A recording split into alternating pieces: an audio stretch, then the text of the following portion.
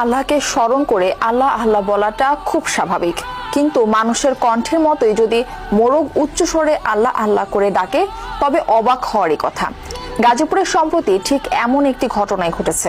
মোরগের আল্লাহর ডাক অবাক করে দিয়েছেন পুরো এলাকাবাসীকে। বিস্মিত এলাকাবাসীর দাবি এটি সৃষ্টিকর্তার বিশেষ কুদরতির কাজ। গাজীপুর থেকে আজল হকের পাঠানো তথ্য ছবিতে তানজিনা তাসনিমের রিপোর্ট।